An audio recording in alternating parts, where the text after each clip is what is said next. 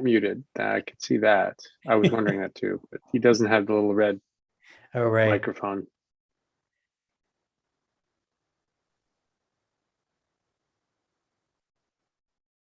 It says we're streaming up in the upper left. I think we're live then. Oh, there you go. Finally, yeah. That's usually the indicator, but we lost everybody. It's Well, just we lost us now. Kirsty. Like, I believe we are live. Yes, it's official. Yes. All right, let's get started. So I am calling this Tuesday, December 14th, 2021 ZDRB meeting to order, and we'll pass off the staff to do a roll call. Great. Chair Zagorska, Here. Board Member Cook, Here. Board Member Jordan, Here. Board Member Miller, Here. and Board Member Tripp. Here. Wonderful. Making a note that the entirety of the ZDRB is present. We'll go ahead and do our virtual Pledge of Allegiance. So, as I like to say, stand up and orient yourself to your nearest known flag, and we'll pledge allegiance. I pledge allegiance to the flag of the United States of America and to the republic for which it stands, one nation under God, indivisible, with liberty and justice for all. Okay. And I will, at this point, ask if anyone has anything to add to the agenda. No, And, I will make a motion to adopt the agenda as presented. Second. All in favor? Aye. Aye. All right. The agenda is adopted as written. I don't believe there are any minutes were distributed from previous meetings. Actually, I don't recall if there is a backlog of minutes at this time, but given we seem to be caught up, I will pass on adopting minutes as there are none. And at this time, typically I would open to public comment. There aren't any members of the public here, but I don't know if there, in addition, were any statements provided from the public from members who are not present. I have not received any public comments on matters not on the listed on the agenda. Eddie, have you?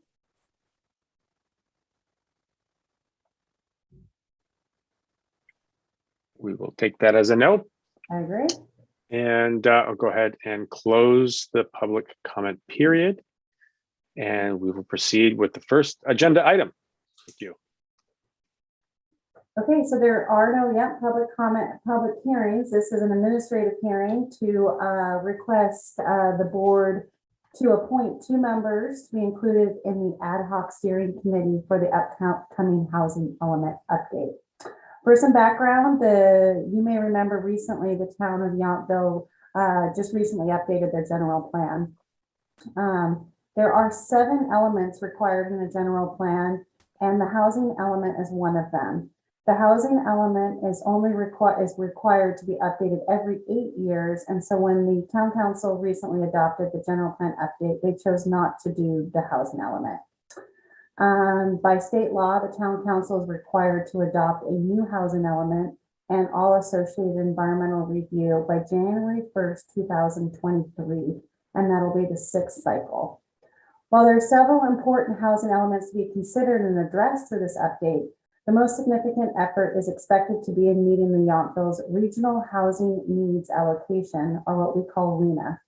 This cycle's RHNA numbers require an additional 72 housing units to be constructed between the years 2023 and 2031. This is a large contrast to the 17 units which were required in the previous cycle.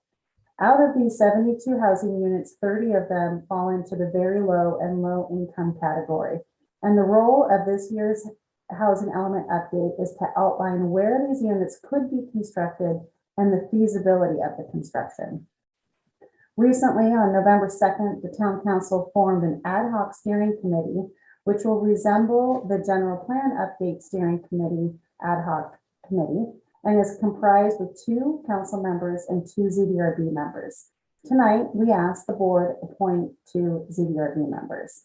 We don't have a firm schedule yet, but we anticipate 4 meetings during the workday on Zoom between mid-January and the end of February.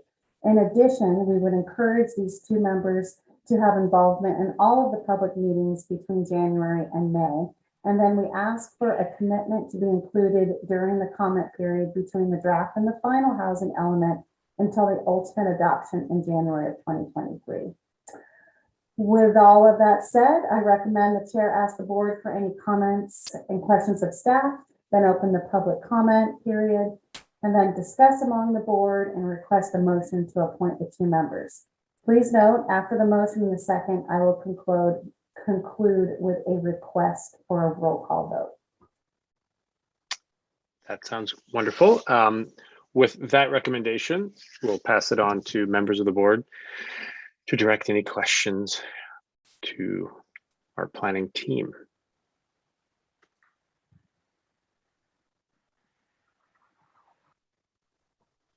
I don't have any questions, believe it or not. I don't either. I just have Go ahead. I just had a general question, and you know, since this comes from the state, you may not be able to answer this, but in general, why the significant increase in the number of units? Just, I think you said 73? 72, yeah. 72, okay. So the RHNA numbers, the regional housing needs allocation number is based on Bay Area, and specifically, I think it's 6 Bay Area counties that are all involved in this cycle, who all received a pretty aggressive increase in their RHNAs. So all of the Bay Area counties are all grappling with this major jump. It mainly equates to the jobs, to the economy, and to the jobs housing balance. So we are seeing that trend among all of the Bay Area counties. So it's not a Yountville specific Not at all. thing. Okay, thank you. Yeah, That was my and main question. it's very similar, that contrast, that huge jump in a 100%. I think everyone has seen it. When you look at all of the units together, I could probably get that number to you, but it's pretty shocking. Yeah, no, that's okay. I just, a general sense is fine. Thank you. Yeah. I have a 2-part. Oh, Michael, chair or vice or member, rather, Jordan. Well, I do have a question after reading the material that was sent out. What if that goal isn't obtainable based on land that's zoned for that use and frankly, infrastructure to support that many units? What happens then? Well, before, what would happen is that the jurisdiction would have to do a housing element every 4 years. And now the state is becoming quite aggressive, and there are actually fines, and there is a requirement to construct. So there are new regulations that just passed in August. I don't know specifically, but I do know that the state is getting quite aggressive with the requirements. So if we run out of land, they're going to say go up. They're going to what? I'm sorry. If you run out of land, they're going to say go up. Oh, okay. Okay. What about the basic infrastructure to handle that much sewage, supply that much water, and so forth? I mean, in theory, it's possible that it isn't feasible in our town to support that many units. Yeah, it's interesting because it's almost 2 different silos of departments. There's one part of the state of California that's saying we're in a water crisis and we have to conserve, and then now it's in a housing crisis. I agree with you that they don't necessarily meet the same intentions. However, it is definitely 2 different departments and 2 different requirements and different state legislature. Okay, all right.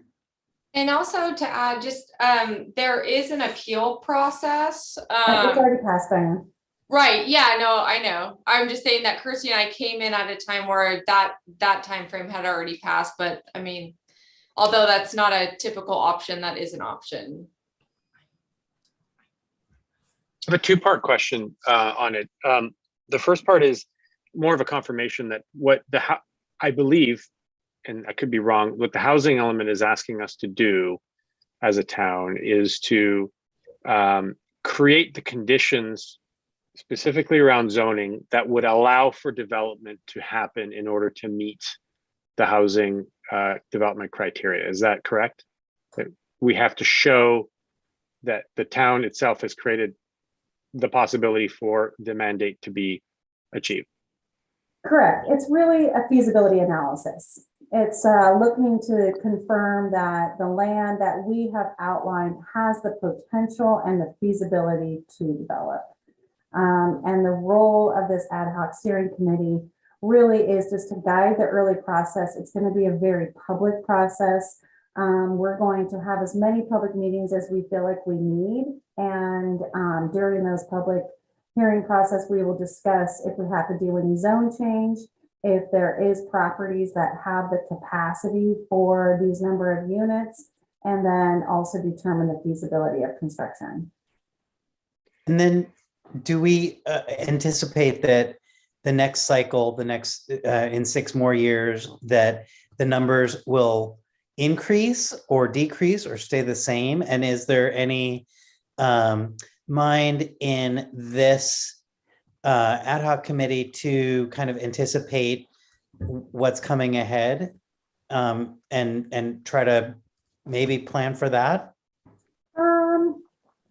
I think in a planning world, 8 years is actually quite short. In this situation, a typical general plan is a 20-year. So the general plan is really the big vision document to look at the big picture. And the housing element is really a roadmap of, can you construct these units and comply with the regional housing needs? I think so far, from what I've already heard from previous conversations about this, there is some creativity in providing the town with the affordable housing funds to do a town-sponsored deed restriction for an ADU, which means if somebody wanted to put a ADU into a 30-year rental pool, that the town would help construct. So things like that are creative approaches to still make those numbers. And basically by doing that, it furthers the state to show that they're feasible. On top of the regional housing needs, they also look at, is there fair housing opportunities? Is there workforce housing being met? Or is there substandard housing? How does the jurisdiction address homelessness? Yountville is really in a protected area for the majority of the things that the process of a housing element update really looks at. And this is just the beginning. So I don't know if you saw on the staff report, I did add a lot of dates. We already have, and the town's going to start to advertise this on their website. We're going to have a little bullet. We are going to go right at the beginning of the year to the town council. The first thing we're going to talk about is what is a housing element, what's going to be included, and what's the typical process. And then in February, right after that, we're going to go to a virtual housing element community meeting, and we're really going to go into some details on the sites that we relied on in the previous element. We're going to analyze how good we did in the last element.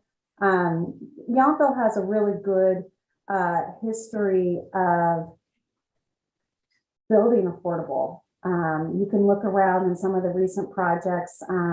A lot of jurisdictions say, oh, just put the money into the affordable housing fund, and then they can never have enough money to actually construct it. But over the last 15 years, Yountville has done a very good job of actually building it. And so there's a lot to be proud of, and there's a lot that I think Yountville is going to continue to do. So most importantly, I hope we can all get back in person and do a true community meeting in March. And I really hope that the entirety of the community can be involved, and we can get together and do a true community workshop where we actually look at the sites. We can even do some design charrette of what those sites could look at. And then what I'm most excited about ZDRB's role in April, we're going to come back to the ZDRB. We're going to have a good pulse of which sites we're going to be looking at, what kind of challenges we're having in the housing element update. And we're going to do a community design charrette workshop with the ZDRB. Hopefully we'll be back in person by April, and have the ZDRB members really kind of take a look at what kind of design standards you want to incorporate or maybe consider in updating your design ordinance to have these standards as you look at maybe a little bit more dense environment. And then in May, our goal, and I didn't put it in your staff report because I hope that as you learn to work with me, you know that if I tell you a date, you can take it to the bank. And this is a really aggressive schedule. And our goal is to take the final housing element update May 17th, which means it would be available for public May 10th, which falls right in line to a ZDRB meeting. So there is a chance that you guys are going to see the draft as part of that final draft adoption. That is our goal. Unfortunately, it does need to be submitted to the state by June. So if we don't get it approved at that first town council meeting, May 17th, we won't have an opportunity to actually bring it before the ZDRB for a little review of the draft before we go to the council in June. So that is our goal. It's an aggressive time frame, and it's not because we took our time. It's because in August and then adopted in September, the state reduced their review period or increased their review period by 2 months at the draft and the final stages, which reduced our time frame by 4 months.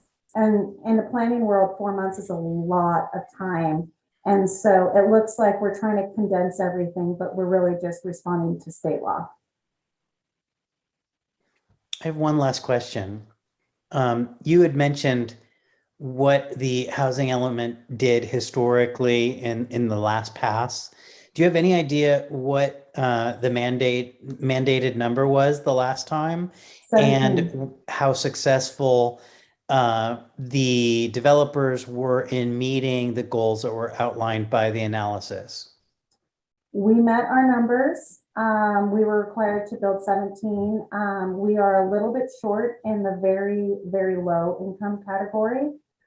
So we will need to describe to the state how we are going to be able to do that in the next cycle. Mm-hmm. And we still have a site that we identified that we haven't been able to be successful with having it come to development. So we'll have to explain that in this next housing element of what that looks like. But Yelpa has a good track record, and so the state's going to be looking at all of the recent cycles and consolidated and accumulative perspective of Yelpa's success in meeting their numbers and especially building and constructing those affordable units. The state's also going to take into consideration that. Thank you. Thank you for the timeline and expectation setting. Very helpful. I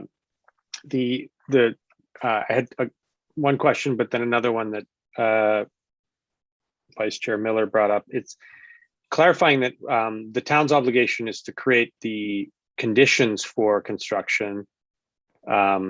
We can't make the construction happen. Construction is done by private developers who purchase and submit and then go ahead and build. So the question I have is that as we make progress in creating the conditions for development, if the development doesn't happen, I mean, what, if any, obligation are we left with at that point? Because market conditions will ultimately determine the housing, not zoning.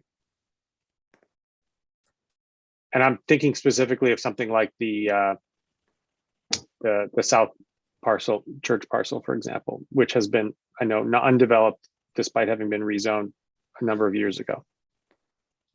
Well, so we don't just come up with only 72 potential homes. we come up with a potential for more than that to prove that we can meet the 72.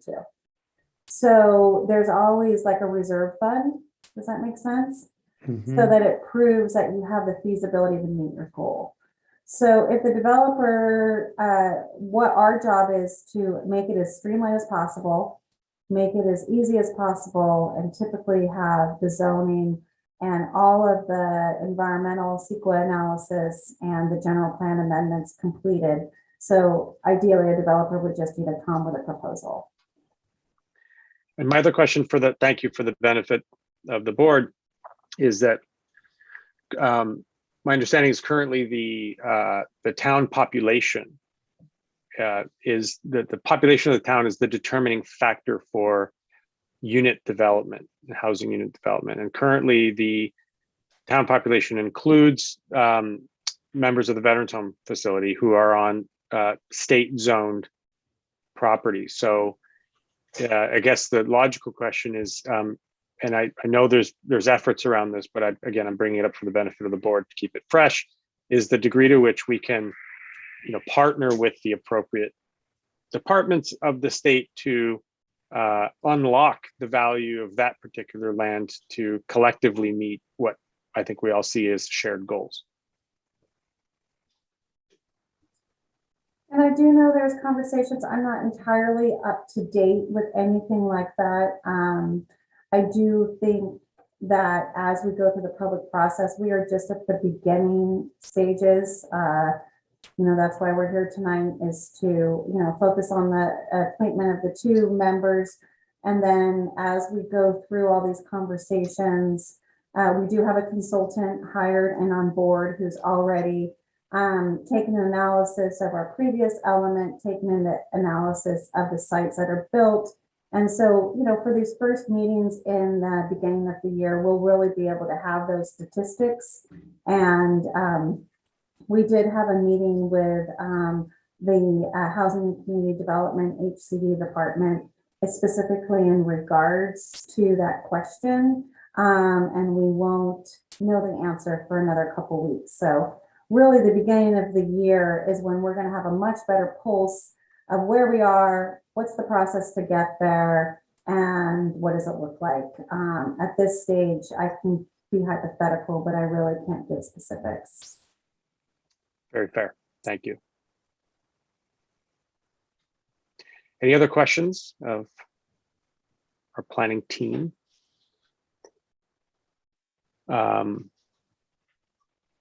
Okay, so we'll move on to the appointment process. I don't have a specific method that I've experienced of which appointments take place. So I will happily pass on to Kirsty and Diane to suggest how we specifically proceed. I will make a comment though that as part of the ordinance and the Zodo updates, Member Cook and Member Vice Chair Miller contributed their extra time for that. And it was a long, arduous process. We ended up with a very strong document. So they've already very much gone above and beyond. I wanted to make note of that, given that we have a recent precedent for these types of ad hoc committees, as it were. So putting that forward. And if you're looking for a suggestion, I would probably, ask each member if how they feel and if it's something that they're interested in, and then at least you'll know what kind of interest you have. Okay. So Member Cook, is your hand up as an indication of interest? Yes, it is. I have the time available and I would be interested in participating. I will also, in the spirit of volunteerism, put my hand up as a someone interested in, will make time for this. I would happily volunteer my time to do it as well, but I would also encourage other members to do it, because I think it's a really gratifying process. I think that's why Kim is stepping up again. Well, and you learn so much about what you need to know it's very to interesting. be on the ZDRB. Yeah. Yeah. Well, you have an excellent track record, so thank you.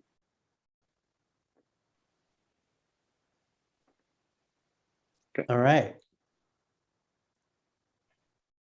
So you have 3 people. And you only want 2?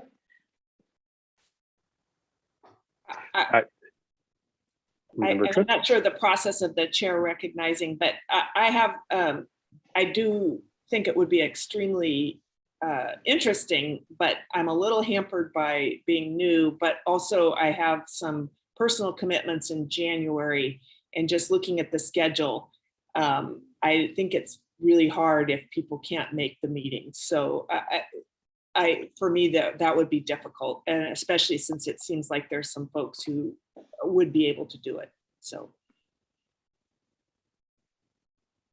it wouldn't, I guess the bottom line is I probably am not a good candidate, especially if there are other people who would be able to do it. Are we limited to 2, I guess is the question. So I think it's okay to have an alternate. I do think the actual committee is limited to 2 participants, but I think it would be helpful if there was 2 members and an alternate so that there could be continuous representation at the meetings since the aggressive schedule. Since the working through the Zodo committee, there was not, do you remember, Stephen, that there were any things we actually voted on? You know, it was all open discussion, so it wasn't like it would overburden or somebody wouldn't get to vote. Right. I think it's more probably of being appropriately represented as a board, but also managing the number of cooks in the kitchen, as it were. You know, probably. True. Yeah. True. And there is a limit because the town council specifically did a 2x2 committee, so we would have to go back to the council. And in addition, I think even in the absence of voting, it's still a Brown Act situation with 3 members because that's a quorum. So at this point, I think it would need to be limited to 2. Oh, yeah, that makes An sense. alternate. Sure. But the town council, the 2 members that have put their names up might, at least one of them won't be able to participate. Yeah, that's going to be determined in January. So that's why the schedule is even more aggressive, because once it happens, that's why I can't Sure. do the schedule just yet, because we don't know when. And had we done 2 members and an alternate, it would have been helpful. There you go. I'd happily be the alternate if the other 2 are volunteering their services. That's great adaptation, Kirsty, to have 2 members and an alternate. That is real-time adjustment. And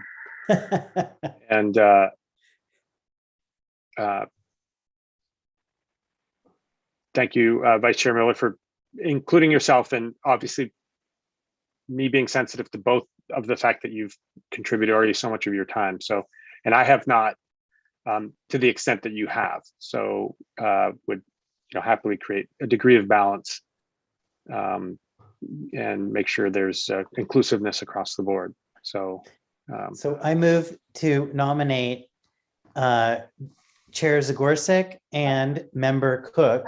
I'm sorry, before you make a motion, you do have to open the public comment. Oh, okay. And there is a public forum. So once you open the public, I'll confirm if there is or no comments. Okay. thank you. That's my bad as the chair. Is there any public comment at this time or a forum? Let me just confirm. Yeah, this is a non-standard agenda topic, so understandably it feels more closed than others.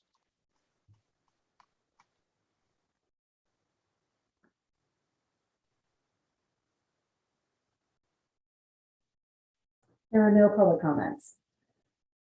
we will then go ahead and close the public comment and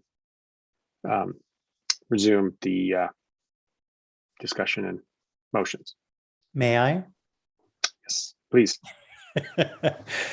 I will move to nominate Chair Zagorczyk and Member Cook to represent the ZDRB on this ad hoc committee that is looking at the housing development or housing element.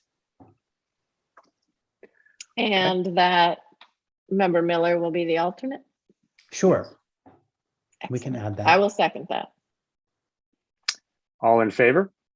Aye. Aye. I think she said roll call vote. Because of the virtual meeting requirements, I actually have to do a roll call vote. Okay. Okay, So Chair Jordan, I'm in favor. Chair Tripp, In favor? and Chair Zagorczyk. I'm in favor. I'm sorry if I called other people chair, because it was motioned by Board Member Miller and second by Cook. That is a full vote. Excellent. Good. Thank you. Thank you, everyone. Regardless of the process, one thing that was really great about the Zodo update was that it was a great communication, transparency. So it ends up being very inclusive. So that's with the spirit of that, we'll certainly proceed. Okay, moving on to our next agenda item. I'll pass it back to Kirsty. Okay. So as we learn to work together, one thing I'd like to do is always include the ZDRB in any administrative notices, and also bring to the board. We can't necessarily have a vote on it, but I would like any opinions and any comments so that as we evolve through this, I am thinking about what the ZDRB is thinking. So I just wanted to take a minute and present the restoration. Can everybody see my screen? Yes, we now can. Does it say RH Yonko on it? Yes. It does. Okay. So the Restoration Hardware Yountville came and met with me right about the time, and Sandra was still here to prepare for the winter. And with their outdoor areas, they both wanted protection during heavy rains for both storage, during which times they're not open, and then also during when guests are here. So they submitted a document that I included as a part of your notice. I just wanted to let the members of the board know that I pulled all their conditional use permits. I looked at what was approved, and this exterior patio with the metal structure with the glass on top was explicitly included in all of their original approvals. It was clearly meant to be a permanent outdoor patio, not a temporary for summertime.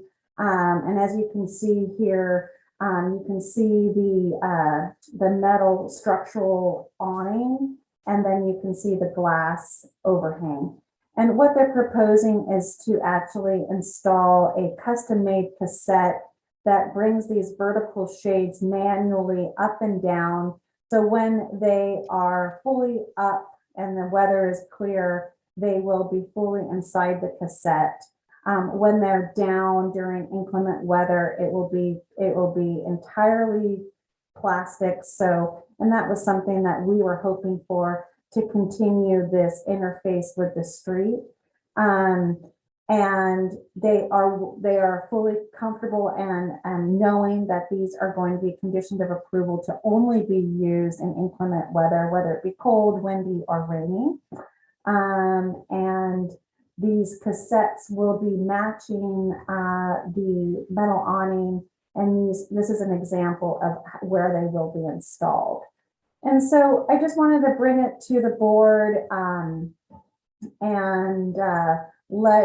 let the board know that this is something that's going to take them, I think, 6 weeks to custom make it. So hopefully they'll get it to protect it from this winter. If not, it'll be used only during rain, wind, or cold events. And I just wanted to ask if there was any questions or comments from the board, just for me to take into consideration for any future administrative approvals if they come forward me. Okay, I will at this time then open it up for questions from members of the board. I certainly appreciate your including these kind of things for us, because sometimes we see things happen and we wonder how we got there. So I really appreciate seeing things that you ministerially approve. Thank you.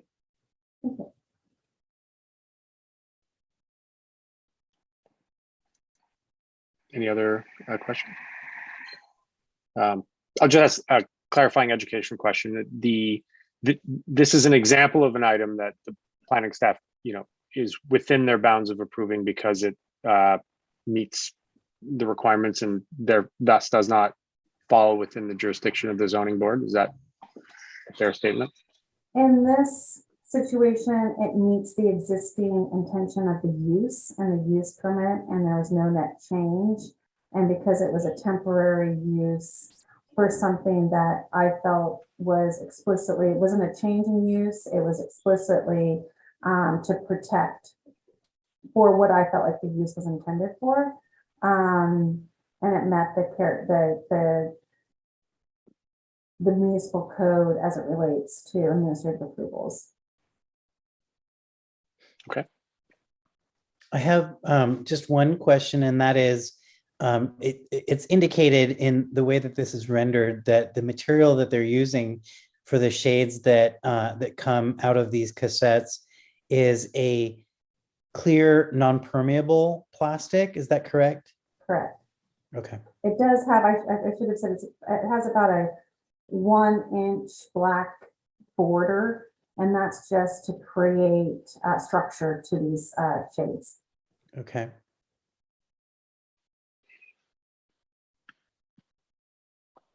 Okay.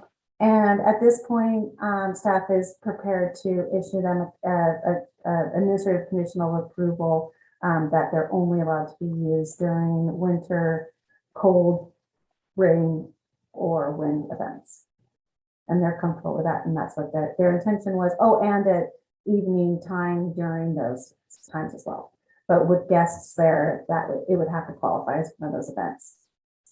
So it will be, they will be allowed to use it at night to secure their storage? Only during those events. Okay. The last night would have qualified. Yes, Is there but any tonight wouldn't. Is there any concern about these being flammable? Is that an issue at all? I don't know. It would, as part of the building permit process, it will go to the Napa County Fire and they would need to approve it. So if there is any requirements, they would be the jurisdiction who would approve it. Okay. That was a good question.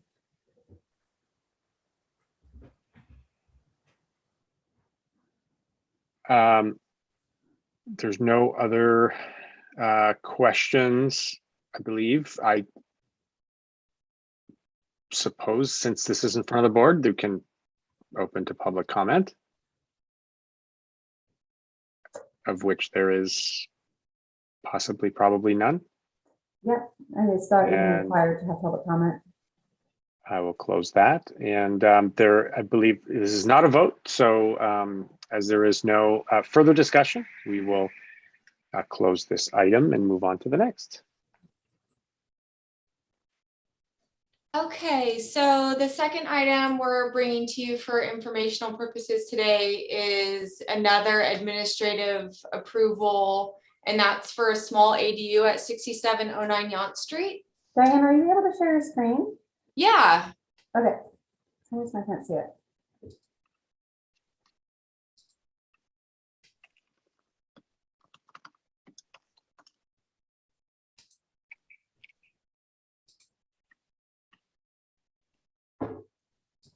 Are you guys able to see it? Yes. There we go. Perfect. Okay.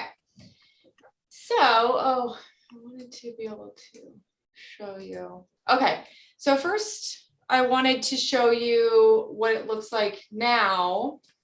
Go a little bit more this way. So basically there's a small shed in the back of this property already that matches the color scheme in the windows, and that was the applicant's inspiration to just basically put in an ADU instead. So the ADU is going to be 345 square feet. And this is it right here. And it's really, really simple. We did propose some comments to the applicant, which included a change of windows to match the existing home from the one window that you can somewhat see from the street view. And they agreed to that, as well as moving. So here you can see this is the existing shed, and that's all you're going to be able to see of the new ADU. So it's not going to look much different than this. We were also able to see why it's not downloading. Okay. We were also able to have them move this condenser here, which we were a little worried about having in the setback here, and they were happily willing to make that change, as well as some of the lighting that we had seen. We were a little worried about maybe some light trespassing occurring from these lights that are proposed right here, and this would be to the adjacent property to the north. So again, they were happy to accommodate that request, and they put up a light shielding style cover of the bulb right here that should prevent any light spillage onto the adjacent property. But again, yeah, we determined that it met Title 17 and 18. And as part of the state law, now we can, this is an administrative approval, but again, like reinstating what Kirsty said, we're just wanting to keep you guys abreast of what's happening, and so you don't see these developments occurring and wonder why you may not know about them. But happy to take any comments. Thank you very much, Diane. I will pass it on to the board for any questions or comments. How big a lot is it in its entirety? Do you know? I can't quite, and maybe when I downloaded, I missed the drawings that you have up there, but do you know how big a lot it is? I don't know off the top of my hand, because the information we were going to share was so brief, but it should say right here. So let me pull it up.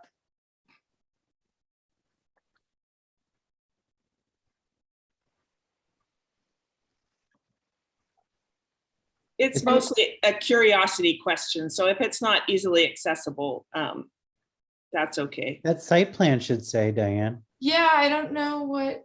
I thought I saw a dimension line there.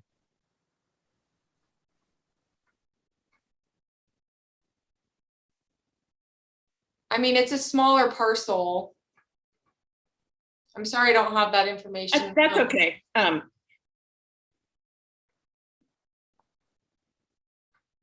I looked it up earlier, and I think it's under 4,000 square foot for the entire. Yeah, it is. It's in the 3,000 range. So it's a smaller parcel, hence the small build out.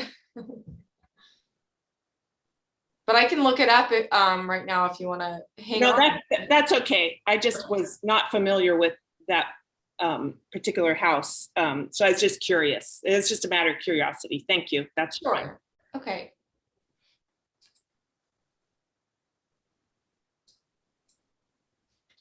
Any other questions or comments? My comment would be that I think that the fenestration on that north side is brilliant in the way that it allows for the ADU and the yard to feel really contiguous on that small lot. And I think I would commend them on kind of creating a little bit of privacy, but also having a really a very sensitive and I think well integrated ADU proposal. I think it's Yeah, I cool. think you are right on point there. I think Kirsty and I both felt that this wasn't, it's always nice to have something that's tasteful, useful, and like you're saying, it's not too much. They're working with, they're making sensible decisions that accommodate them and their property, but don't overwhelm the lot like you can see sometimes in town. Agreed. And I think your comment of the moving of that condenser is a really good one. And even the light spillage from those fixtures, those both seem like really easily accommodated and rational conditions of approval. I agree 100%.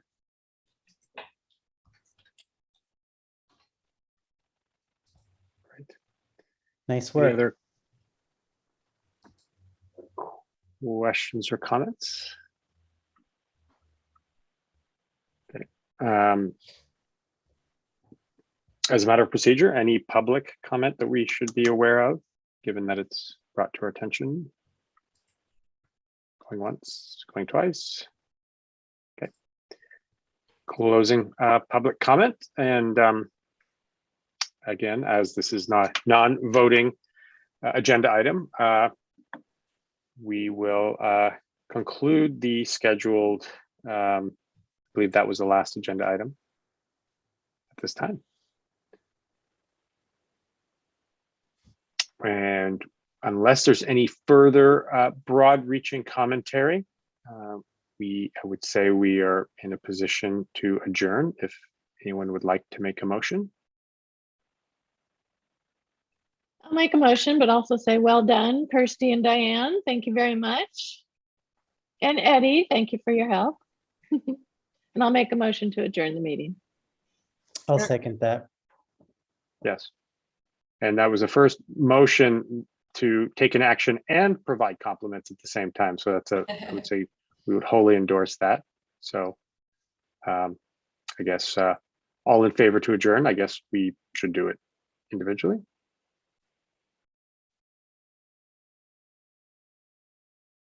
Oh, roll call vote. Chair Zagorski. Confirmed. Okay. Board Member Miller, Affirmative. Board Member Tripp, Affirmative. and Board Member Cook, Yes. and Board Member Jordan. I think. Yes, thank you. Thank you. Thank you. Thank you very much. Wonderful kickoff session and look forward to many more. Thank you. Thank you, everybody. everyone. Thank you all. Thank you. Have Have a happy good holidays. evening. Have a good night, Bye-bye. everyone.